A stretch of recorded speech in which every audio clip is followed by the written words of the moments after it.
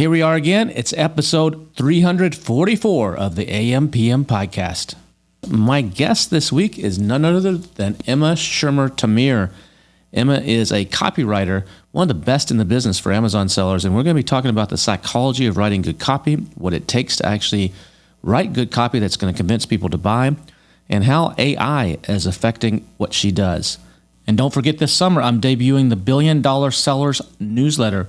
It's 100% free for listeners of this podcast.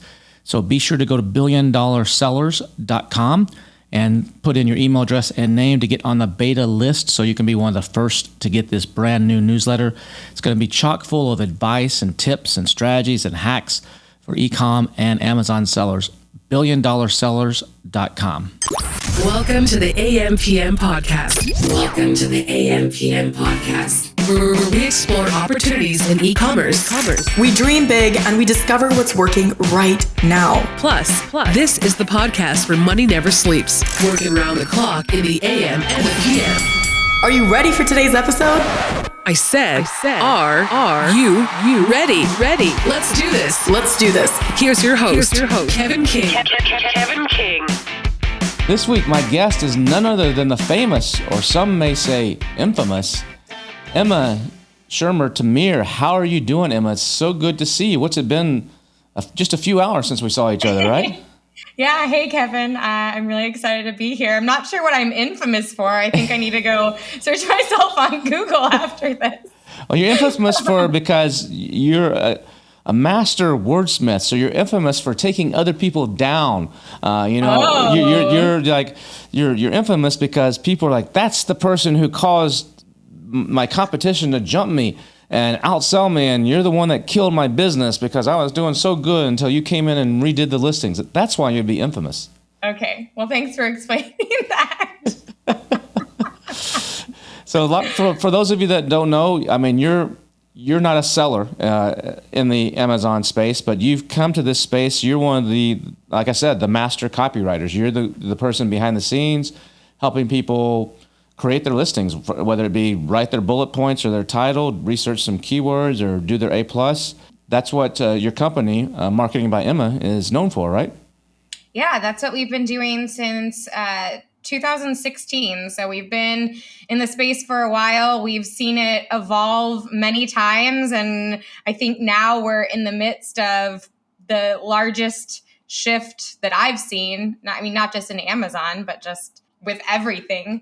So it's definitely been a wild ride, and eager to see what awaits next. But yeah, Amazon back in the day, it sort of didn't matter what you wrote, and you could be successful just by choosing the right product and having even a mediocre keyword strategy. But as the platform became more sophisticated, as the customer evolved, and as competition grew, so did the strategies necessary to be able to stand out, to get people excited to buy your products, and to really be successful on the Amazon marketplace. And so we've kind of been by sellers' side on that journey and helping them figure out what's the best way to be able to achieve the success that they're looking for when selling online.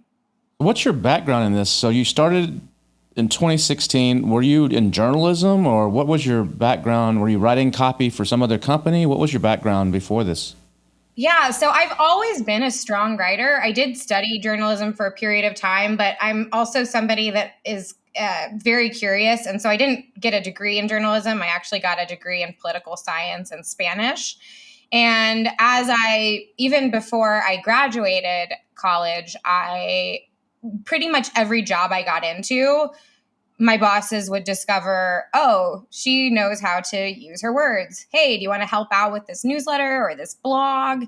And so at first it was just kind of extra tasks that I was taking on. But as I began to navigate post-college world and figure out what I wanted to do with my life, I kind of just gravitationally fell into marketing. And so I did a lot of content marketing and copywriting, and really just learning all of the basics of what it takes to develop a brand voice, to be clear about who your customer avatar is, and to utilize language in order to be able to create connections and get people to buy your product, but also to stay customers long term. So I've done that for fine dining. I've done that with software.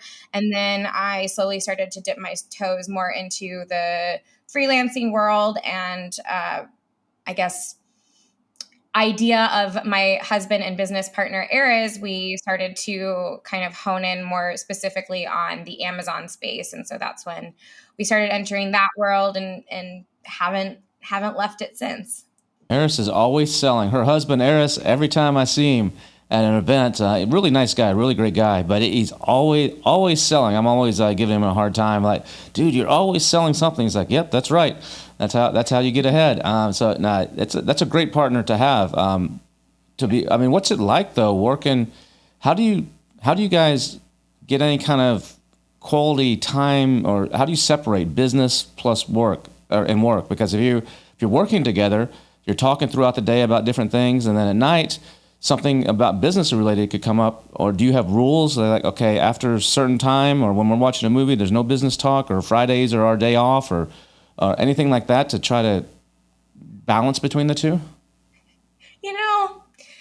I would say there are some nice ideas of rules, but also, as I'm sure anybody in business knows, unexpected things always happen. So what is it like working with your partner? I would say, first of all, it's not for everyone. I can't think of anybody else that I would rather be in business with, but it is also incredibly challenging and definitely tests our relationship and puts all sorts of pressures on it that can make things really difficult at times.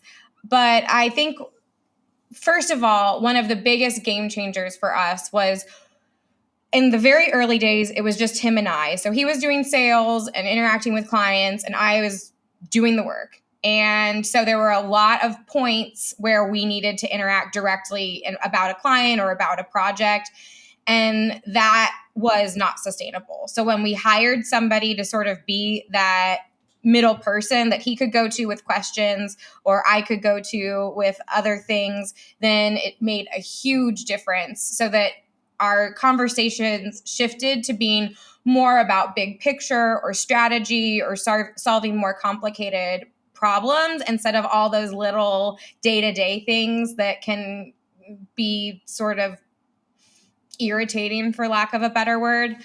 As far as creating boundaries of work time and non-work time, I'm much better at that, but I also have the benefit of not being the salesperson. So my phone isn't always getting messages or calls from all over the world any time of the day.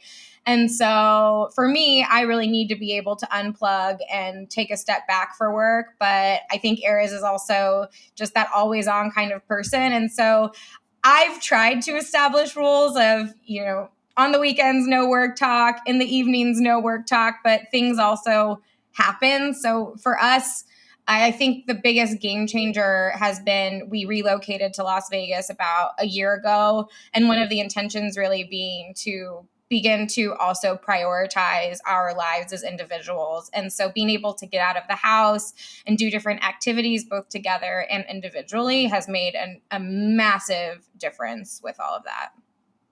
Yeah, you came from a little small college town in Missouri, right, to the sort of bright lights of Las Vegas. That's a big shift. But I know Aries is loving it. He's like, it's the best thing ever.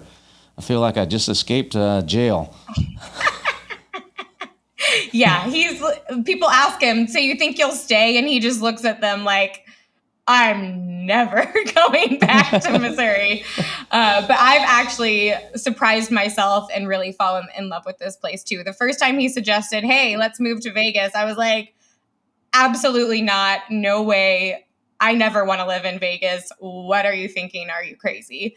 But it's a really awesome place to live. And a lot of people think of it as just the Strip or just the gambling, but there's a whole city of 2+ million people outside of that. And there's a ton to do there. Not only do you have all the big entertainment acts and anybody who's anybody coming through town, you have almost all the conventions at some point are coming through there, so you don't have to travel as much, and it's easy for you to go to some probably cool different things that you just never would or wouldn't make financial sense to, or you can just hop in for a few hours, which you couldn't do if you were flying in, having to spend all that time. And then there's tons of natural beauty around Las Vegas. I mean, there's national parks, and within a half a day's driving distance, you can go down to the Grand Canyon all the way up into Utah, and there's tons of stuff just right outside Vegas that a lot of people don't realize it's there. They just think of it as the casinos. And they don't understand, why would someone want to live there if you're not working with the casinos? But now you and I met, I think it was in New York at an ASGTG. I remember, was it like I think about 2019, I guess. And I remember I was sitting there just listening to whoever was speaking, and this little girl comes up and sits and kind of squats next to me and says, "Hi, I just want to introduce myself. My name's Emma. And is there anything I can do for you?" I'm like, "No, I'm good.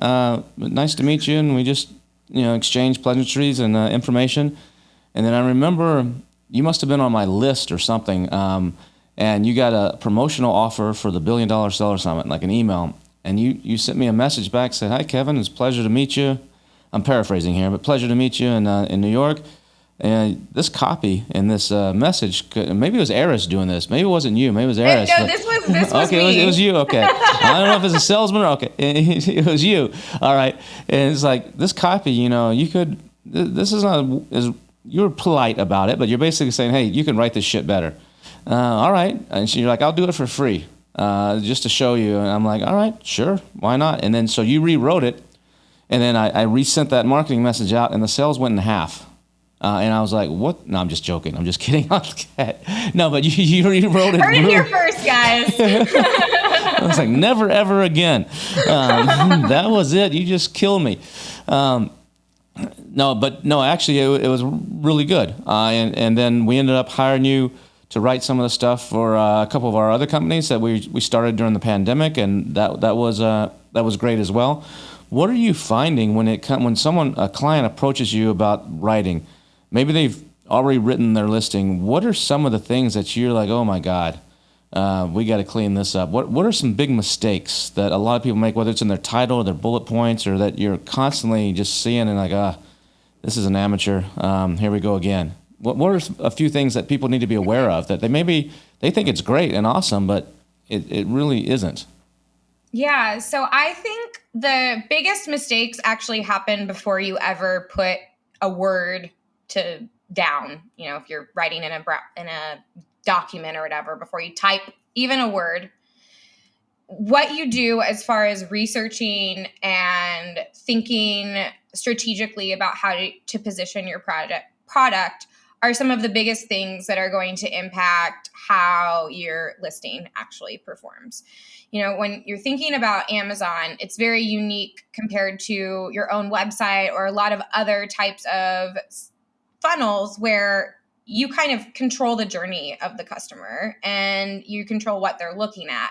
Whereas on Amazon, the customer is overloaded with options of what to choose. And so you need to be really aware of how you fit into that whole competitive landscape in order to be able to gain any traction at all. And so one of the biggest things that I see is trying to go too broad, too generic, and copying what the top competitor is doing. And especially if you're thinking about, just launching a product that has no reviews, no brand recognition, nothing at all.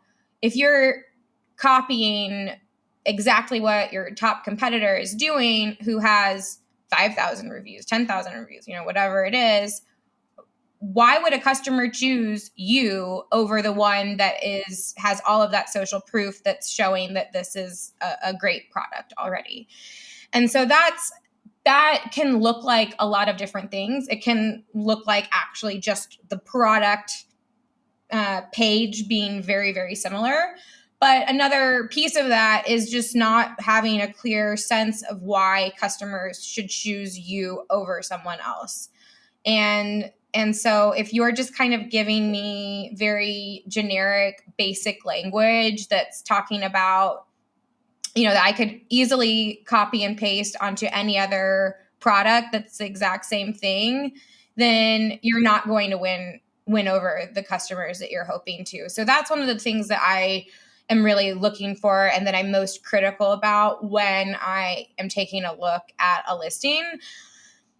as far as some of the other kind of quick things, I'm just still surprised. Everybody knows that customers are visual, but the amount of times that I open a listing and their images are garbage, they are, there's no lifestyle, too much text, no text. All of those things to me are some of the easiest, quickest wins that you can have. And what I've been really encouraging people to do, both clients and then just when I'm talking about this topic, is really thinking about your product images almost like social media. So like, if you're putting together a carousel on Instagram and thinking about what's the story that you want to take people through with your product images so that they're getting everything that they need to know about your product without even having to look at any other part of your listing. And it's not just because that's how customers are consuming information, but when you're on mobile, oftentimes when you're scrolling through, that you have the product images at the top, and then you scroll down a little bit and you have the full gallery of product images before you even get to the A+ content or the bullets or anything else. So these take up a massive amount of real estate, and really failing to maximize that space you have to create a sales opportunity is just a huge loss on a seller's part. I mean, a lot of people, there's debate out there, and people say, what does it matter how well written it is? Because you see listings that are in, broken English that have lots of reviews and their BSR's top 100, and they have, in some cases, even cruddy pictures, but maybe because they have no competition or it's a brand name or something.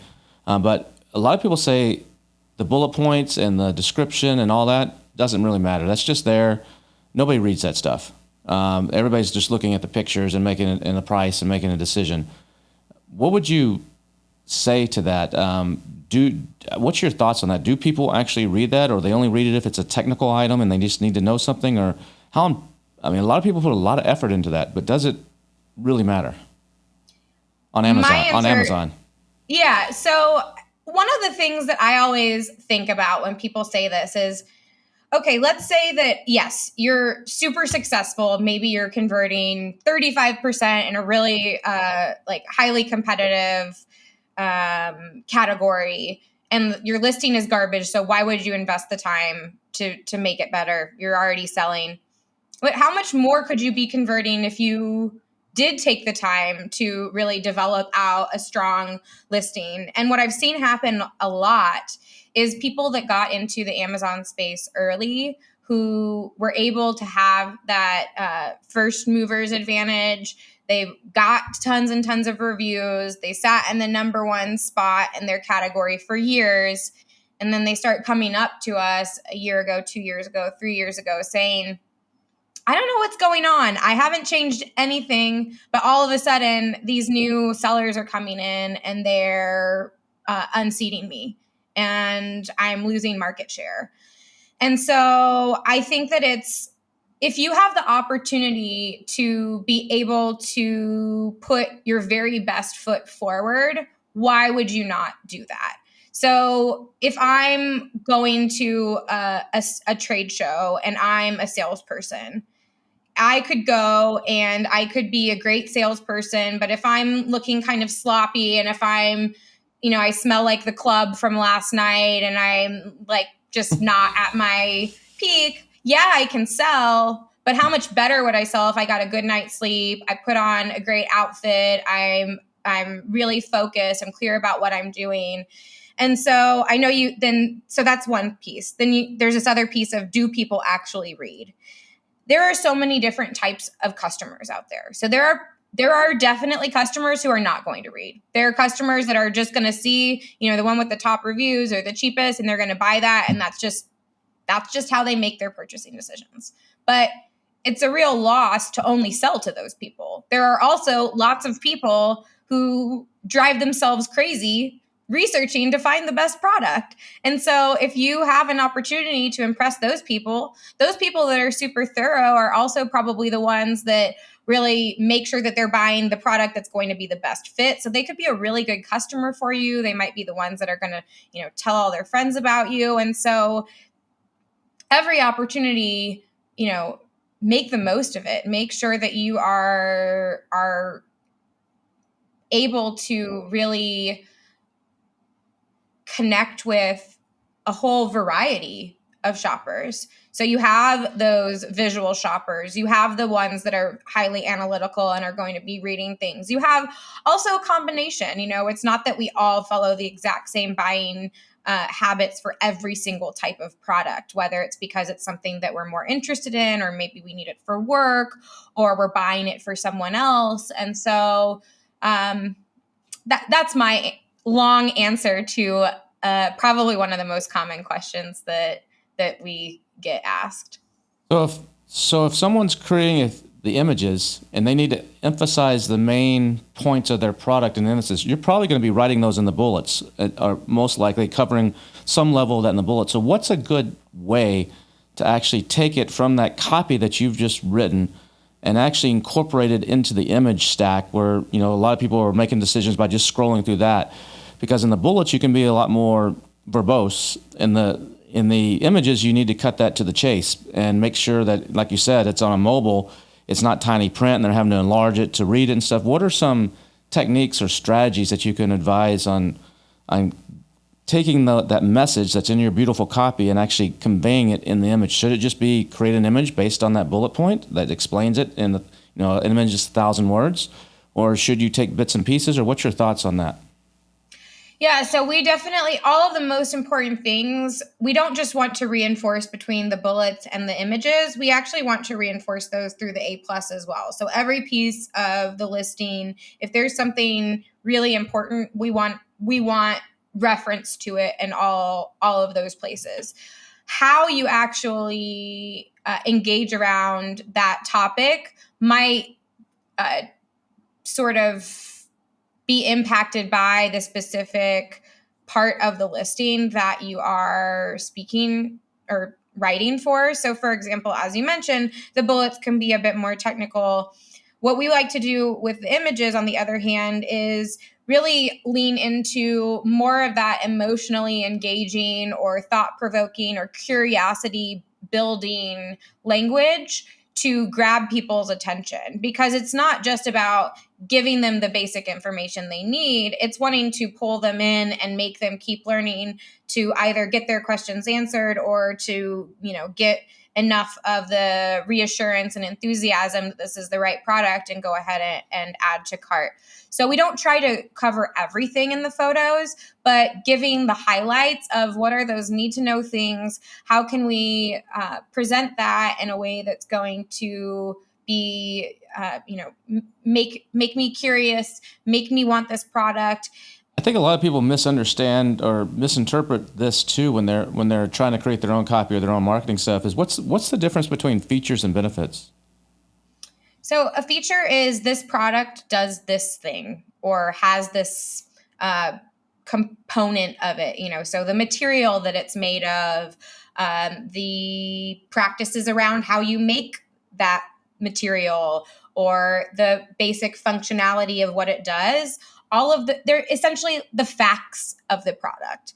The benefits are how those facts of the product relate to the needs and wants of the customer. So you've probably heard, if you've consumed even a little bit of information about marketing, that people don't buy things. They buy the solution to the problem or the aspirational thing that they're after. And so we're emotional creatures. As much as we like to tell ourselves that we're rational, we are not. You can read all sorts of psychology and statistical books talking about the ridiculous ways that we make totally irrational decisions all the time. But knowing that and being aware of that is really going to give you an advantage when you're thinking about how to position your product. And so when we're talking about benefits, the way that you can find that is you take a feature and you say, why does this matter to the customer? So if we go back to this idea of a portable and professional microphone. So it's portable, but it has really high quality audio capabilities. Why would somebody care about that? So you could say, okay, well, they want to produce a good sounding podcast no matter where they are in the world. Like produce studio quality podcasts no matter where you are. Yeah. Yes. But I would argue that's not really the full benefit. That's like an intermediary benefit. That's good. That's something that you would want to talk about, but you can go even deeper than that. Why would it matter to somebody to be able to produce a high quality, professional sounding podcast from anywhere in the world? Well, maybe it's because they are dreaming of financial freedom, or they aspire to really being able to be seen as successful, and it's going to make them feel more confident. And so there are all of these really sort of sensitive, emotional undercurrents beneath all of that. And you don't always have to speak directly to those things, because sometimes that can be a bit off-putting, but having that awareness can allow you to be able to create way more engaging copy that's going to pull at some of those emotional levers beyond just the sort of surface level, more generic sounding copy. What are some of the products that are, when clients come to you like, oh my God, how am I going to write about this one? Is there a category that you're like, oh, this is so tough? And on the flip side of that, is there a category like, oh man, this is easy? Yes, there are a lot of categories that are just really complicated to sell on Amazon because of Amazon's rules around them. So anything in the adult category space is quite challenging. Anything that's more on the sustainability side can be really tricky. Anything that's in supplements, really anything that's consumed or topical also runs into a lot of things, not just challenges with Amazon, but you also then have to be aware of FDA compliance. So there are a lot of different things to have to navigate when you're writing for categories like that. And that's why it's really important to make sure that you understand the rules on and off Amazon for the category that you're selling in, because sometimes you can unknowingly get yourself into trouble because there was just a blind spot, and it can really create a lot of challenge and be expensive and things like that. So as far as easy things, I suppose things that are more straightforward on the one hand can be easier, but on the other hand, then they give you less sort of things to really write about, So if you have a pencil, people aren't really innovating in pencils much anymore, to my knowledge. So yeah, you might not have to worry about some of those rules and how to work your way around them, but you're also going to be a little bit limited with the things that you can say about a pencil. So even the more straightforward or less regulated categories can be challenging in a different way, just because you have to get particularly creative when it comes to thinking about ways of positioning them. So how do you, like in your pencil example, how do you make a boring product fun and interesting? Is it by using humor? Is it by what? How do you make how do you do that? Yeah, so I think that's when it becomes really helpful to lean into who your brand is, like who you're trying to be as a business, and also who your customer is. So if you're just trying to come out with a pencil, it's probably going to be really challenging to beat. I can't think of what pencil brands are. Bic, maybe. I think maybe they make pencils. It's been a while since I bought a pencil, if I'm honest. So if you're just going after the general pencil market, it might be very difficult to gain traction, because people have their pencils of choice that they've had for years, and they're probably buying those same pencils over and over and over again. But if you have a pencil and maybe it's really fantastic for people that are wanting to sketch images that they take a picture of and then create AI art off of. Because maybe there's something about that it captures the image really well when you take a picture of it. Maybe that could be an interesting way of sort of positioning it. And the fact is that pencil might be made of the exact same thing as all of the other pencils, and it might do the exact same thing as all of the other pencils, but it's just that none of those other pencils are really leaning into this more specific kind of niche and direction. And it's one of those things where when you're shopping, when you have your customer hat on, sometimes when you don't see that a company is saying that their product does this thing, even if you assume that it does, you can kind of have second thoughts about whether it is in fact going to be a good fit for you and what you need. And so being able to kind of almost create a new product subcategory can be a really fantastic way of gaining traction in a more crowded and more generic kind of space. And then eventually over the time, you can expand that out. So it's not like, okay, if you're only going after people that are looking to create AI art, then, how big is that market really, and how much success can you really have? But if you really win over that market, then you can begin to kind of expand outwards and capture more and more people, maybe people that are just intrigued by this new futuristic world that we're moving into and want something that seems like it's current or cool, or, not everybody is purchasing things because they're actually the target market. They might aspire to be that target market. What do you do when you sit down to write about your pencil and you're like, my brain is I'm just not in the zone right now?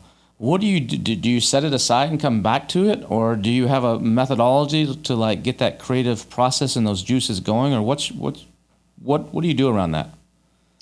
Well, there are a lot of things that you can do. We're a business that we have deadlines and we promise people that we're going to get work to them by a certain time. So we don't have the luxury of just kind of saying, today is not the day. I think I'll come back to this tomorrow, regardless of whether you have the creative, muse with you or not.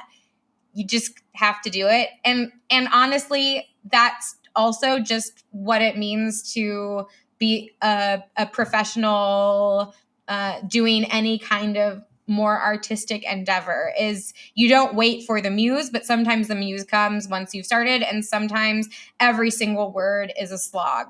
So things you can do, we've already talked about a few of those. Going places like the reviews and social media can be great to stimulate the mind.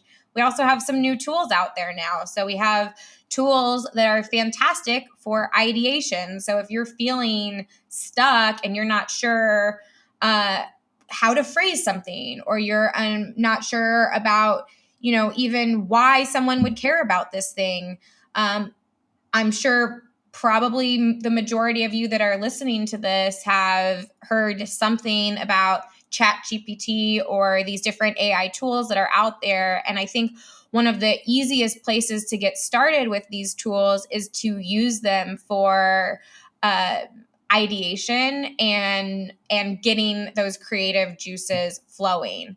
It takes more skill and refinement to be able to start to use those tools to actually create things, but something that almost anybody can become proficient at really quickly is going to one of those tools and asking, why would somebody want this product, or what are the most common objections to this product, and then how can I respond to those objections to make them, to turn them into reasons why somebody should buy this now. You're talking about AI here on ChatGPT. Some people say, I saw a list recently. Here's the top 10 professions that are going to go away because of AI, and one of those was like writers. But what you're saying is that, it may take some jobs away, but it's actually going to make your job easier and better in some ways, because if you know how to harness the tool and know how to do the prompts correctly, it can help you when you're in one of these mind slumps, or it can help you maybe see things that you don't see, because it can go out there and just analyze basically everything that super fast. So how do you see AI affecting what you do? It's the hot rage right now where people are using it. All the tools pretty much out there in the Amazon space are either have or are about to incorporate where we'll write some of your titles for you, or write your bullet points. Maybe you're not a native English speaker, and this will help you clean up stuff. But how are you seeing that AI is going to truly affect what you do and what we do as Amazon sellers?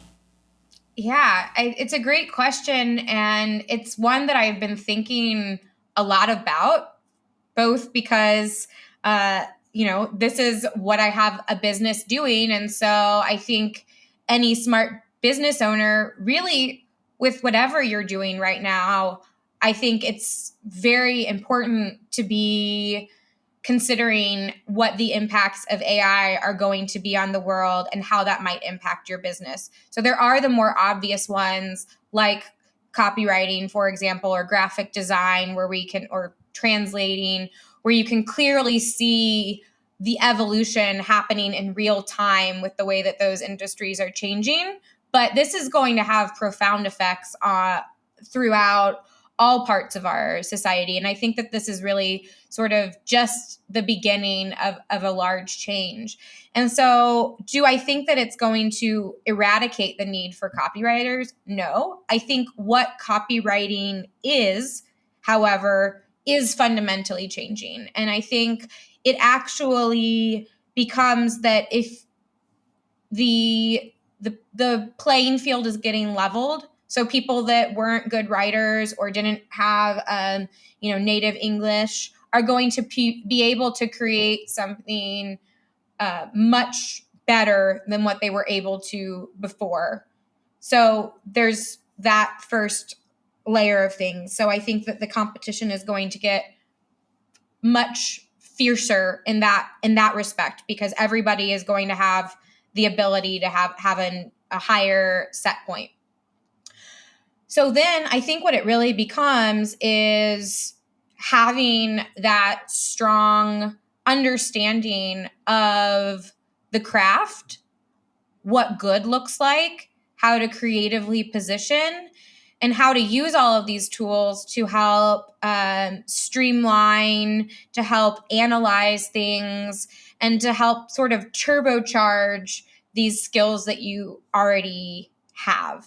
I don't know if I'm fully articulating this idea to in the way that I'm imagining it in my head, but essentially it becomes that the copywriter is not necessarily doing all of the writing, but they need to know where they're aiming at. They need to understand what good looks like. They need to be able to think really strategically about how to position things. If they're able to engineer really great prompts that are going to create even better outcomes than what the average person is using, all of those things are going to be to their advantage. So I see it as more of I think some copywriters are going to lose their jobs to ChatGPT, but they're going to have to evolve with it. And like you say, they're going to need to become an editor. I think, one of the things we were recently together at an AI conference, and one of the big pushes there was these email subscription models, where you're taking a subject matter and you're creating this email that goes out daily that kind of summarizes all the news or the latest and the greatest things about that. And that's a hot trend right now. And they're using AI to go out and find a lot of this stuff and to write it. But you still need an editor at the end of the day that's going to actually look through that. That's a writer, that's a more advanced writer that's actually going to look through that and say, this wasn't quite right. They gave an example of, he did it live at this AI conference where someone said, throw out a topic. And they said, it was one of the recent shootings at a school, one of the sad cases. And they told the AI, they gave it a link to like a recent article, and said, please summarize this article, or what happened here. I forget the exact wording. And so really quickly it came back and it actually spit out several paragraphs of a kind of a summary. and it looked good. And then someone in the audience was looking up and like, wait a second, in paragraph 3 there, it says this, and this happened.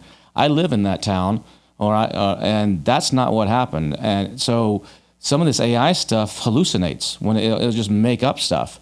And I had that happen. I think I gave you this example when I was playing around with ChatGPT a few months ago when it first came out. I told it to rewrite one of my listings for a slow feed dog bowl. And I was like, let me just see what it does, and say, create me 5 bullet points and rewrite the description. And it did some beautiful work. A lot of it was like really cool and well done. But as I started reading like the 4th bullet point, it actually says something to the effect of, these slow feed dog bowls are awesome. We use it for our dinner as well in our house. And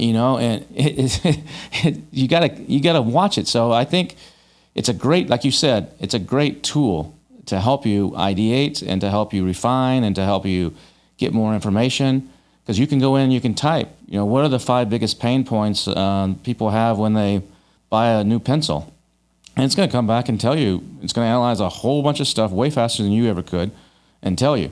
So I think using it as a tool, and writers are going to have to evolve. And the people that are going to be good are the people that are good at prompt engineering. And just like you said on creating images, there's people creating some amazing artwork using Midjourney and DALL-E and some of the other image tools. And there's a lot of people that they tried it and like, that looks like junk. And it's all in the prompt engineering. And so I think that's going to be where writers will need to shift, is like learning how to talk to the computer to get what the desired result. Yeah. Do you agree with that?